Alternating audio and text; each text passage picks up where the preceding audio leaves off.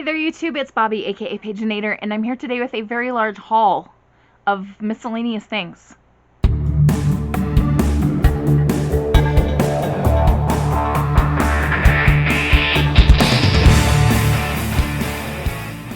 So, some of the things I actually purchased today because I've been to Utah and back and had like a little shopping me day, investing in my own mental health.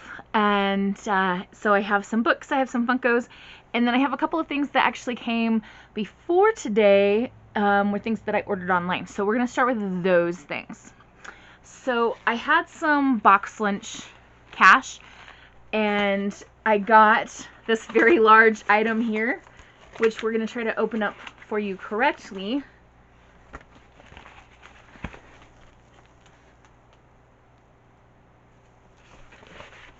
White shroud. This is obviously for the windshield of my car, and the thing that I'm excited about with this is that when I park at work, my car faces the playground, so all the kids are going to be able to look at my car and see Dwight staring back at them. Am I that teacher? Yes, I so am. The other thing that I picked up with my box lunch cash was this little Zen garden that's Nightmare Before Christmas themed. And so I haven't unpacked it because I'm going to take it to work and put it on my desk at school. But it comes with the sand, and it's got some pumpkins or jack-o'-lanterns. Has Zero with his little pumpkin nose, a little like a headstone, and then the little like Reiki thing that you use with Zen gardens to like trace through the sand. It just helps you kind of like have a mindfulness moment. And one other thing that came before today is a diamond painting kit that is Hocus Pocus themed. Can you see the Sanderson sisters right there? It just came in like a mailer pouch, so there's no like good picture for me to show you the whole thing.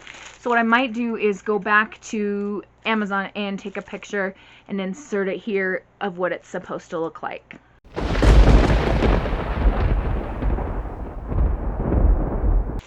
So that'll be really fun for spooky season, and I'm so ready for it. Like, it's here, and I want it to stay for a very long time. Alright, so that brings us to today's shopping. When I know I'm going to do a trip to Utah, I usually have tried to save up like a stack of cash to go book shopping or Funko shopping or whatever. And so I was able to start my day at Barnes & Noble. I got there at around 9:30-ish in the morning, and it was really nice because it had rained all morning up until then, and it was just very chill outside, and it was still early in the morning, so not many people were there, and it was a lovely shopping experience.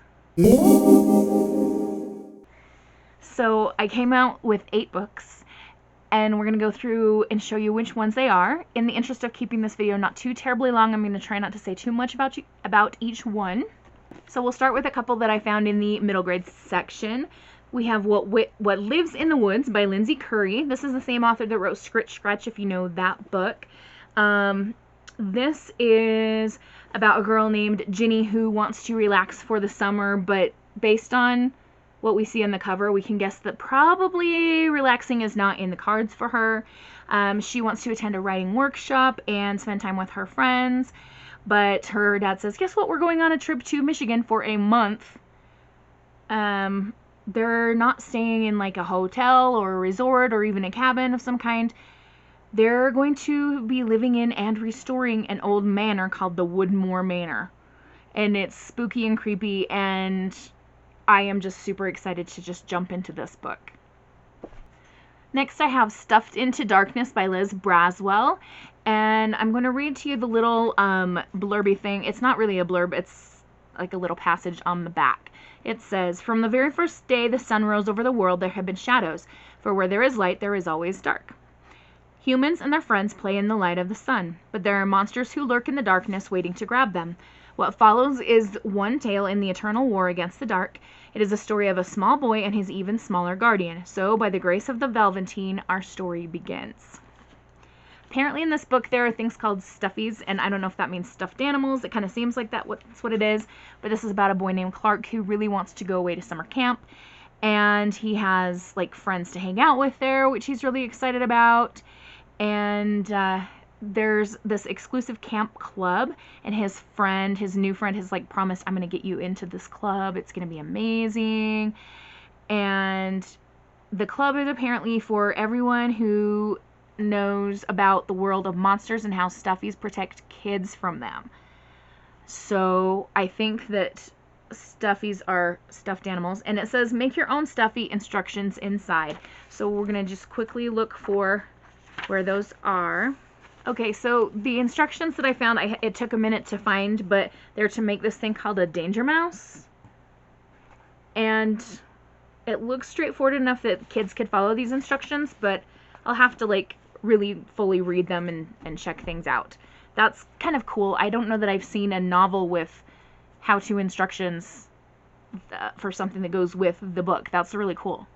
Up next we have Inheritance of Orquídea Divina by Zoraida Cordova. I don't know if I said those names correctly, but there you go. If you don't know, we are in the midst of Latinx or Hispanic Heritage Month, so this is not only a title that goes with that, but it's, I mean, look at this cover, like, I got a girl crush. She's so pretty. So let's find out about this book. The Montoyas are used to a life without explanations. They know better than to ask why the pantry never seems to run low or empty, or why their matriarch will never leave their home in Four Rivers, not for graduations, weddings, or baptisms. But when Orquídea Divina invites them to her funeral and to collect their inheritance, they hope to learn the secret she has held on so tightly their whole lives. Instead, Orquídea is transformed into a ceiba tree, her limbs stretching into roots and branches, leaving them with more questions than answers. And so the book like kind of jumps ahead 7 years, and the gifts have manifested themselves in different ways for characters here, Marimar, Ray, and Rhiannon. And it grants them blessings and powers. I feel like I'm talking way too much about each book, and I said I wasn't going to do that. Sorry, but I mean, look how pretty this is. And also, I just finished rereading the Inheritance game and reading the Hawthorne Legacy, and so I like the vibe of like getting left strange things in a will. I guess I'm kind of in that mode, if that's a thing. The next one is purely an author purchase. It is Adrienne Young, The Last Legacy. I will read anything that this woman writes. And this one is about Bryn, who is just turning 18, and she gets a letter from her uncle Henrik on her birthday. It says the letter summons her back to Bastion, and Bryn is eager to prove herself and finally take her place amongst her long-lost family. But her uncle has certain plans for her, and she wants to win everyone's trust if she's going to find her balance in the family. And there's also a forbidden romance in this. Next is a graphic novel. This is Hooky. This is by Miriam Bonastretur. I probably said that name wrong. Again, I'm sorry for mispronouncing things. This is about twins. It says, when 12-year-olds Danny and Dorian missed the bus to magic school, they didn't expect to be declared traitors to their own kind. But thanks to a mishap with a dragon egg, a broken broom, and a high-profile prisoner, their faces are on wanted posters throughout the country. Chased by a powerful family seeking the prophesied king of witches and the royals searching for a missing princess, the twins don't know whom to trust. And there are some other characters that come in to help join them on their quest. The cover caught my eye because this looked like Kiki's Delivery Service, because you've got a girl in a broom and a cat, and I was like, oh, what's this? And apparently it's based on a really popular webcomic or something. So, I mean, it just looks fun. And my students will read graphic novels like nobody's business, so if nothing else, it's something that my kids will pick up. Next we have a title by Jerry Spinelli. This is Dead Wednesday. And if you don't know Jerry Spinelli, go find Stargirl and read it right now. Or what else did he write that I absolutely love? Milkweed is another one of his that I really, really enjoy. But anyway, this is Dead Wednesday, and this is about a boy named Worm, and he's in 8th grade, and he it says he spends most of his time living down to his nickname, Worm.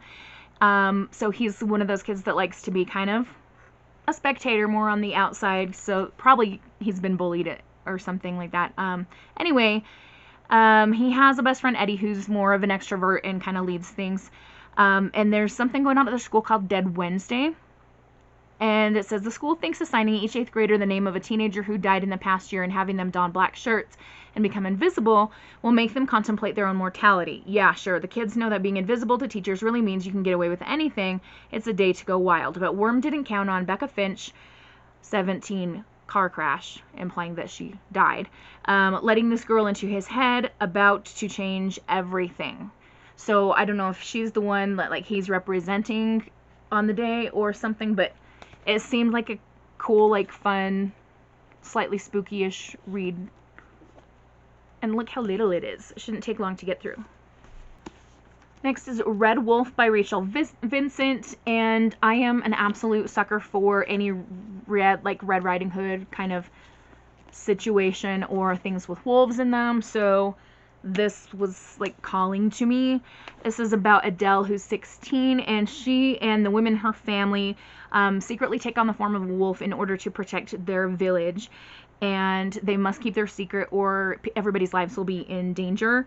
So she wants to accept her role in the family, but if she does that, then she has to give up the boy that she loves. So seems like it could be like dark and mysterious and kind of like that Red Riding Hood movie that came out a few years ago with Amanda Seyfried, where like it was a really dark, creepy take on Red Riding Hood. And anyway, it was an interesting movie. Alright, so we have one more book from Barnes & Noble. And this is Defy the Night by Bridget Kemmerer. It says Barnes & Noble exclusive, includes special content, so that's always fun to have. And look at the end papers on this. I mean, la la la la la, so beautiful. So this is a fantasy with royalty, corruption, all those kind of things. There's a sickness that's been kind of ravaging the kingdom, and the only known cure is an elixir made from moonflower petal. And it is very, very limited, and the king is kind of holding on to peace in the land very tenuously, like just trying to keep things together.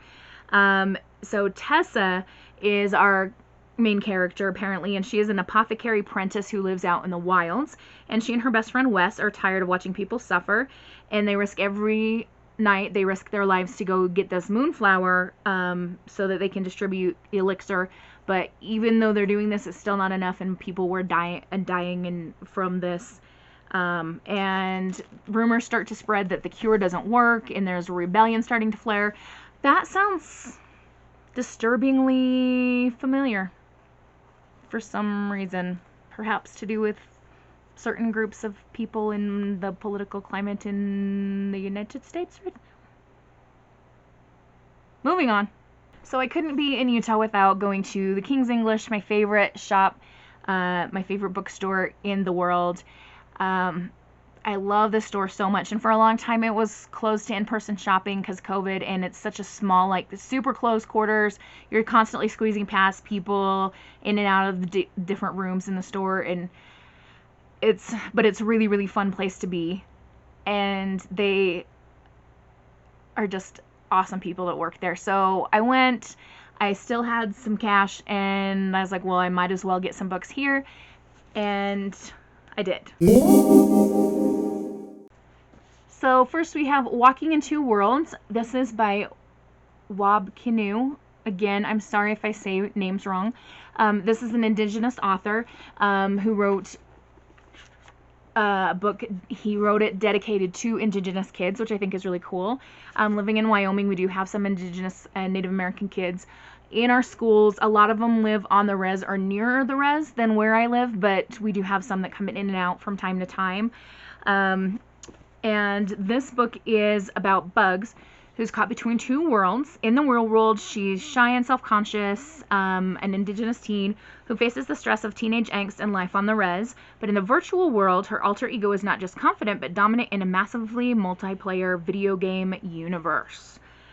And then we have Fang, who is a teenage boy who's been sent from China to live with his aunt on the res. Culture shock. He's in for it. Meeting each other in real life as well as the virtual world, Bugs and Fang immediately relate as outsiders and avid gamers. As their connection is strengthened through their virtual adventures, they find they have much in common with the world in the real world too.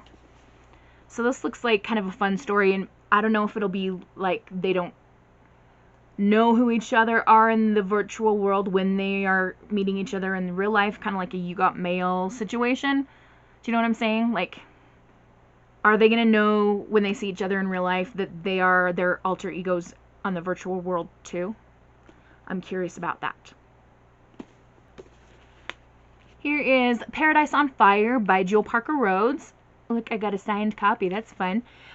This is the same author who wrote Ghost Boys, which is utterly fantastic. And this is about Addie, who's a young girl who suffered from losing her parents in a tragic fire, and she's being raised by her grandmother. And years later, she has her grandma signed her up for a summer wilderness program, and she's joining 5 other Black City kids, each with their own troubles, to spend a summer out west in the Central California forest. They are learning new skills like camping, hiking, rock climbing, how to start and safely put out campfires, and to depend on each other for companionship and survival. But then they are encountered with a devastating forest fire. So hopefully everyone will make it out, because I don't want to cry while reading a book.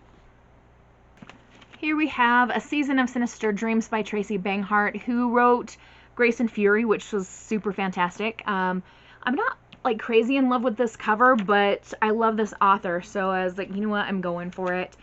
This is described as a courtly feminist fantasy. That sounds good, right? It says, Annalise is cousin to the prince and possesses magic so powerful it takes all her strength to restrain it.